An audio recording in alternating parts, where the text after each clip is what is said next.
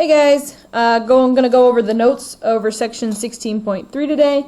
If you do not have a periodic table in another tab on your computer, I would suggest you hit pause and go open a periodic table on another tab, or if you happen to have a periodic table, that would be even better, but at least one that you could pause and refer to as we go through this if need be.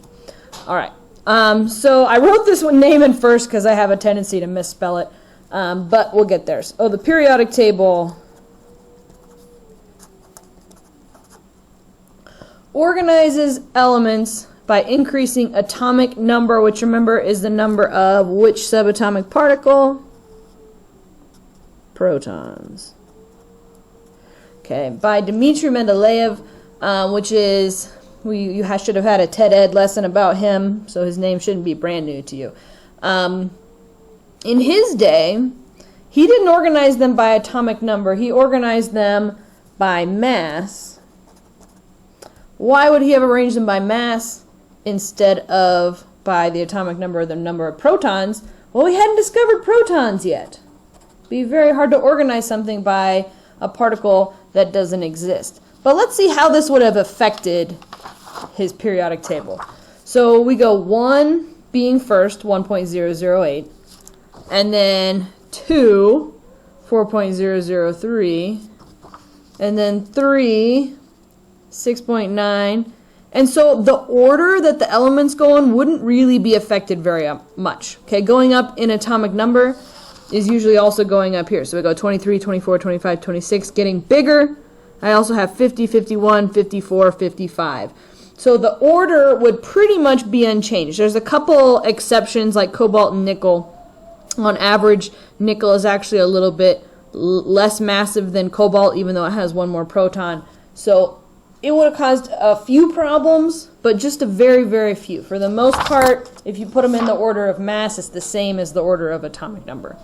And here's the beauty of his periodic table, is he arranged them so that if two elements had the same kind of properties, he put them together. He put them into groups. And the way it worked out, he said, well, this one, there's no element that fits here, but it feels like there should be. So he left blanks where he predicted an element will exist, or does exist. We just haven't discovered it yet. And it turns out he was right. Elements were later discovered to fit where he left blanks, and also he was correct about their properties as well. He says basically, like, I think there's going to be an element kind of like aluminum but heavier, and it's going to be solid and this color and have this kind of reactions, and he was absolutely right, which kind of proved how good his periodic table was. A good kind of indication of good science is that we can use it to make predictions. So since his periodic table was able to make predictions, it's another good sign that it was well put together. All right, when we're looking at the periodic table, we have groups and we have periods. Okay, so I want to throw my periodic table back up here. So here's my periodic table of the elements. So groups are columns. So this would be a group, these elements. This would be a group, these elements. This would be a group, these elements. So any vertical up and down row in the periodic table is called a group. And the opposite, sideways, is a period. So all of these elements are part of the fourth period. All right, so we'd have the first period, only has those 2 elements. The second period has those 8. And so we have groups up and down and periods side to side.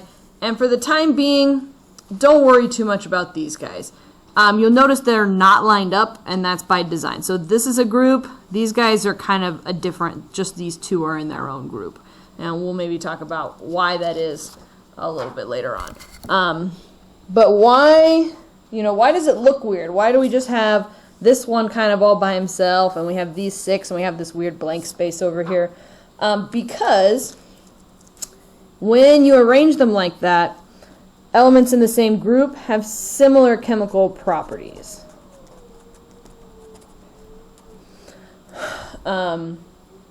I say usually to different extremities. So my example is all metals of group 1 react explosively with water. So hydrogen's not a metal, so it kind of doesn't include this. So I'm going to chop it off for the purposes of this. So here we've got these 6 metals here. And if I had a pure sample of any of them and dropped it into just water, this one would just kind of fizzle up a little bit. And this one is like a bomb, right? So, but they all kind of have some explosive reaction with water. And I'll share a fun YouTube video I usually show in class about those 6 reacting with water also. All right, so in a group, in a vertical part of the periodic table, group, it look like a Tetris piece here. Chemical properties are the same. Periods are the sideways ones. Across a period, characteristics vary a lot. Okay, so these guys in the same group are going to have kind of similar characteristics, but these guys all in the same period are going to be very, very, very different. Like aluminum is a silver metal. It's not particularly reactive, and then we have, but it does react. And then we have argon over here as a gas. It's a non-metal, and it doesn't really react with anything ever. So if you're looking for things that kind of are similar, look up and down. Look in the group, not side to side across the period. All right. Big idea number 2 of the day. So we talked about electrons are out in the electron cloud, but they're not just kind of randomly dispersed out there. Okay, they have really specific places that they kind of fill up. And take chemistry to learn a little more in detail, but we're just going to go that they have energy levels. Okay. And I really like to think of those energy levels like you're putting electrons on a shelf.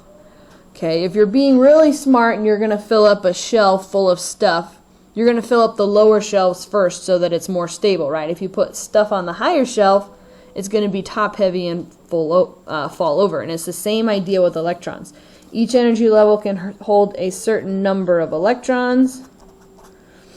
But just like I just said, we want to fill the lower shelves first, the lower energy levels.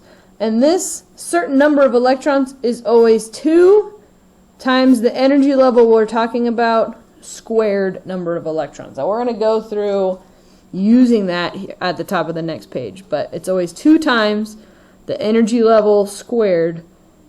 That's the number of electrons that energy level can hold. Electrons in the highest occupied level are called valence electrons. You might also hear valence, but valence is what I always heard in my chemistry classes. And atoms are very, very stable if they have a full highest energy level, or sometimes it's not full, but they have 8 valence electrons.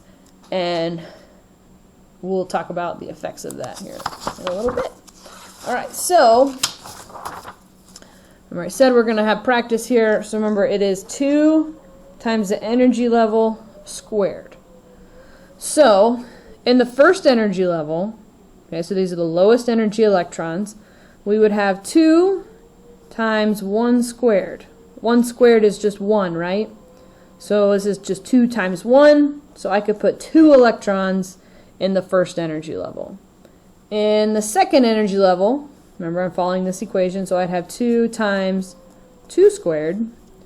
2 squared is 4, times 2 is 8. Third energy level, still 2 times, now it's 3 squared. 3 squared is 9, times 2 is 18. And energy level 4, still 2 times, now 4 squared. 4 squared is 16, times 2 is 32. All right, so why do I go 4 squared and then times 2 instead of 2 times 4, which is 8, and then square that? Okay, remember, order of operations. I don't know what Mrs. Patterson teaches. But here's the order of operations, right? I do parentheses, exponents, multiplication and division, addition and subtraction, I've got to do the exponent first before I multiply by the 2. So that's why we always have to remember to do that. Some people find it easier to use this formula all the time. Other people are just like, I'm just going to memorize 2, 8, 18, 32. Whichever you prefer, I do not really care. All right, so how many electrons would carbon have in each energy level? All right, so unless otherwise stated, we're going to assume it is a neutral atom. Okay, and if it's a neutral atom, it's going to have the same number of protons and electrons. All right, so I pull up my periodic table. I find carbon. It's right there. Okay, so remember this 12.011 is the average atomic mass. That's not what we need, right? We need the 6 tells us the number of protons, and it would also be the number of electrons. So I'm just going to kind of write that. So I have 6 electrons. All right, the way we write these, we write the symbol, remember, so the symbol for carbon, and then we use big numbers for the energy level. So energy level 1,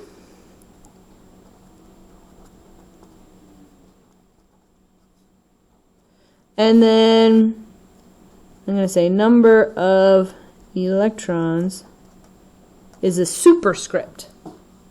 Okay, so carbon has 6 electrons. I'm going to fill up the lowest, the first energy level first. How many electrons could I put in there? Only 2. After 2, it's full.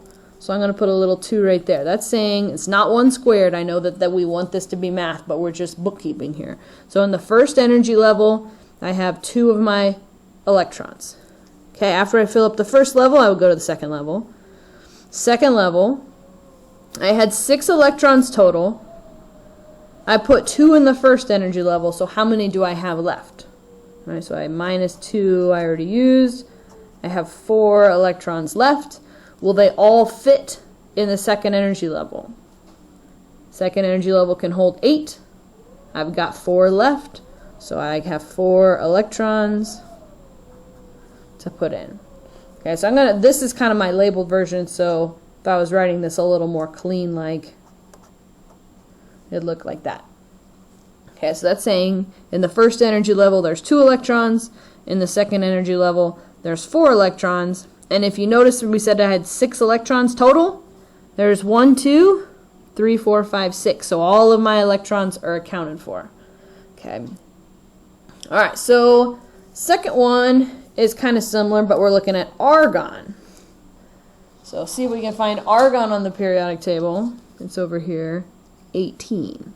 Okay, so it's saying it has 18 protons. Remember, unless otherwise stated, we kind of assume atoms are neutral. So if it has 18 protons, that means it also has 18 electrons. And I always kind of write E minus because remember, electrons are negatively charged.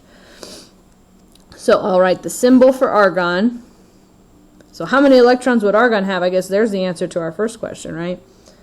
But how many of these are valence electrons? So remember, valence electrons are the electrons in the highest energy level that still has electrons. Alright, so we're going to try to put all 18 of these electrons into energy levels and see how many are in the highest one. Alright, so I go to energy level 1. How many electrons can energy level 1 hold? 2. Alright, so I'm going to fill that up. 2 electrons. Second energy level. Okay, I have 18 electrons. I've only used up 2. So I have 16 left. How many will fit in the second energy level? 8. Okay, I cannot put any more than 8 in the second energy level. So I'll put those 8 in the second energy level. Third energy level. Okay, it can hold as many as 18. How many do we have left? Okay, so I had 18 total electrons. I used 2. That got me down to 16. I used 8 more. Okay, so let's do this. 18 total electrons minus 2 got me to 16. Minus 8 more would get me to 8. Okay, so I have 8 electrons left. 8 electrons that I have not used. And the third energy level can hold up to 18. But I don't have 18, I only have 8. Okay, so now that I have, there's 2 plus 8 is 10, plus 8 more, 18. All of my electrons are accounted for. And so the question is, how many of these are valence electrons? Just these 8. Okay, it's however many electrons you have in the last energy level you had any electrons for. Okay, and so on the last page we said, if I can find it, we said elements are very stable if they have a full highest energy level or 8 valence electrons. Well, argon has 8, which means it's very, very stable, which is why it belongs here in this last column. These are called the noble gases, and they don't really react at all because they're so stable the way that they are. Their electrons already make them very happy with how many there are. All right, C, we have what are called dot diagrams. And they are exactly what they sound like. They're a nice kind of short way we can use to keep track of electrons in an atom, specifically the valence electron. So they are valence electrons. So they're the chemical symbol surrounded by a dot for each valence electron. Elements in the same group have the same number of valence electrons. Okay, so these valence electrons are the ones that actually are part of chemical reactions. So it makes sense. Remember we said elements in a group up and down kind of behave the same way?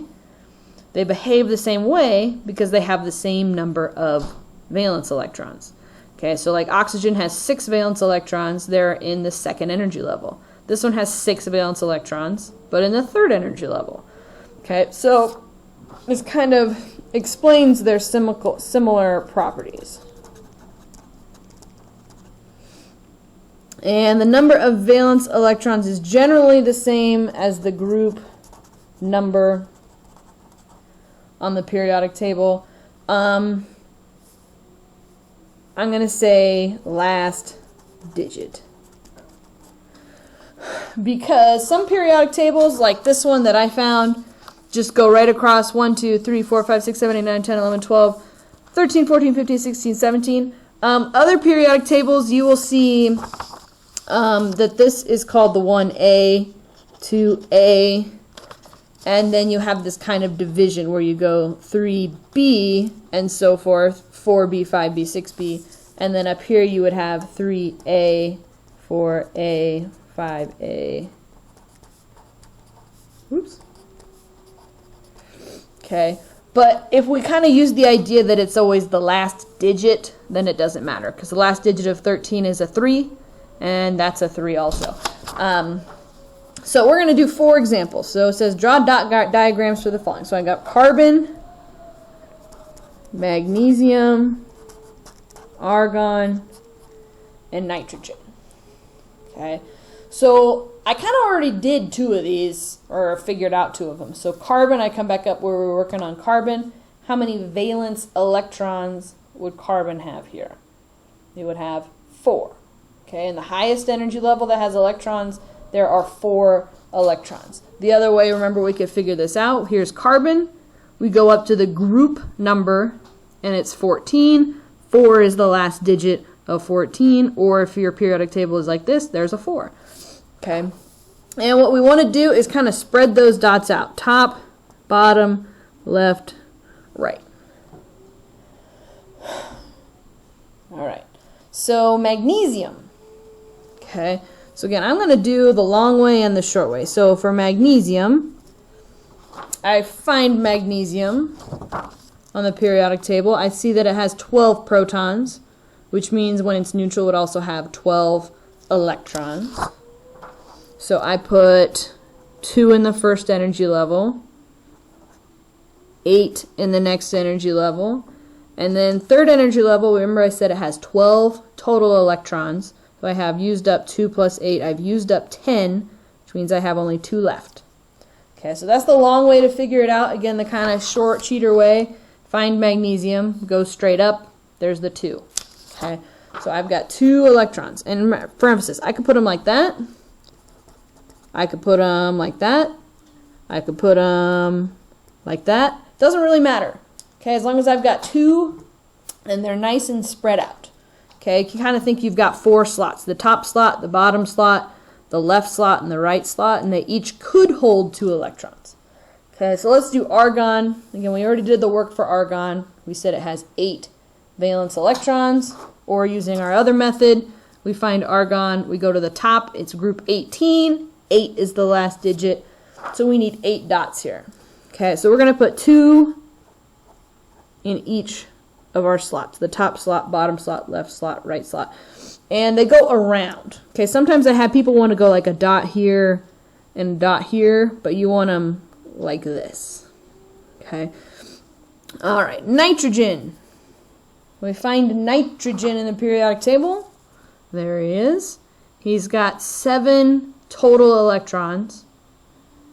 Okay, and he's in group 15. So how many of those electrons are valence electrons? Must be 5. But let's just write this out anyway. Nitrogen. So in the first energy level, I put 2 because that's all that fit. In the second energy level, I had 7 electrons total because a nitrogen's atomic number is 7. I put 2 of them right there, means I only have 5 left. So there's my 5 valence electrons. So again, I'm going to kind of spread them out, 1, 2, 3, 4. And then the 5th one, I could put here.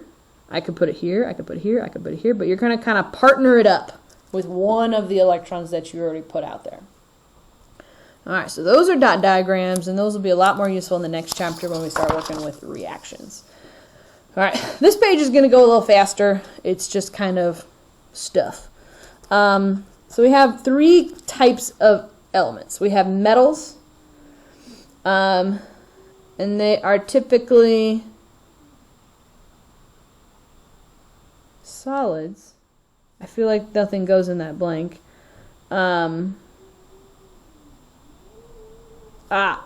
Shiny.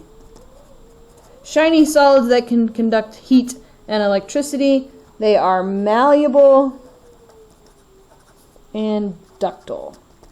And if you're thinking, I don't know what malleable and ductile mean, you know we're going to define it. So on your periodic table, these are the left, I would say maybe 2/3 of the elements. If you went to ptable.com, they're a different color than the rest. If you have one printed, perchance, this is pretty much, so where my hand is right here, all of these guys, except hydrogen. Okay, so metal, metal, metal, metal, metal, metal, metal, metal, metal, metal, metal, metal, metal, metal, metal, metal, metal, metal, all of these guys also metals.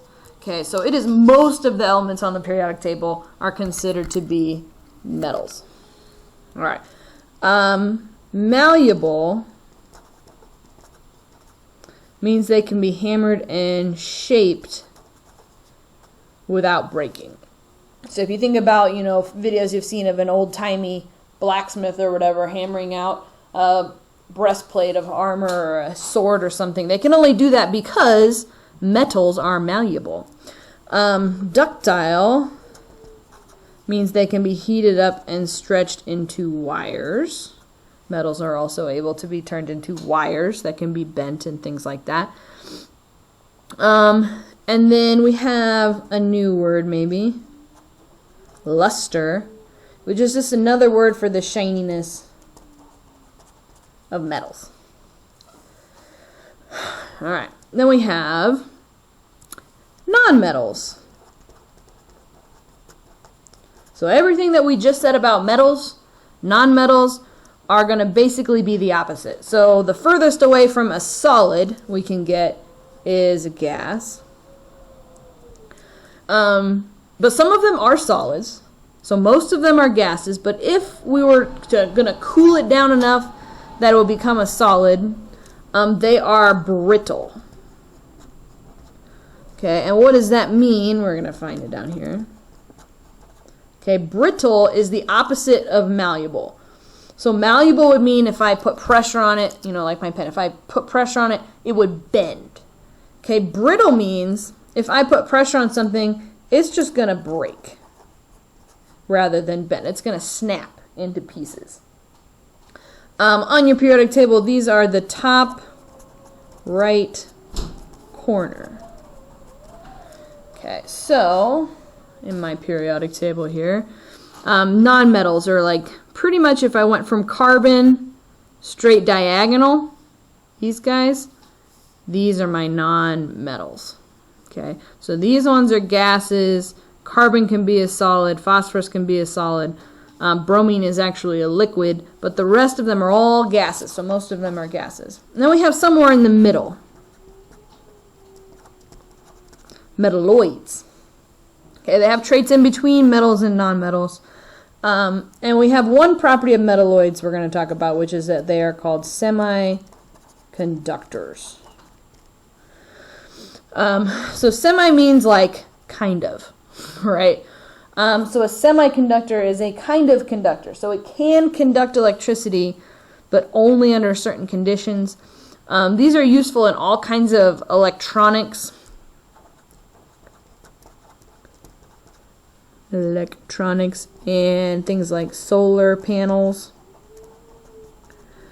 And so some examples of the metalloids are kind of right on this boundary in between our metals and our nonmetals. So things like germanium and silicon and antimony and arsenic, those are metalloids. On a lot of periodic tables, there's kind of a zigzag line of those elements to point them out. All right, last idea here, elements in the universe.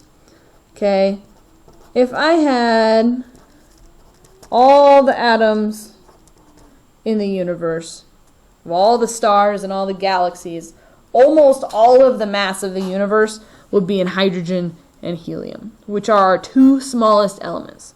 But they are what stars are made of. Okay, so remember, in our solar system, the sun is our star, and it's the most massive thing around. And if everything else, Jupiter, all of the planets, do not add up to anywhere close to the mass of the sun. Okay, so since stars are made out of hydrogen and helium, most of the universe is made out of hydrogen and helium.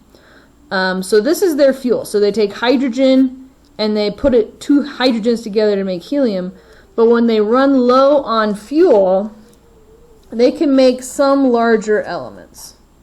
Again, I said up to carbon or so, but no bigger than carbon at first.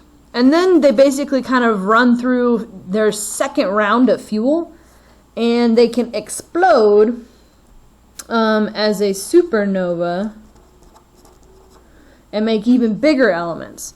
So as far as we can understand, all matter larger than hydrogen and helium was formed in stars, and so that includes the matter that we are made of, right? So we are all made of stardust from ancient stars that have long since gone through their entire star life cycle, used up their fuel, became a red giant, used up their different kind of fuel, and then exploded. So we're pretty special. We're made out of stardust. That's it for today. Thank you. It's probably longer than I should have gone, but anyway, bye.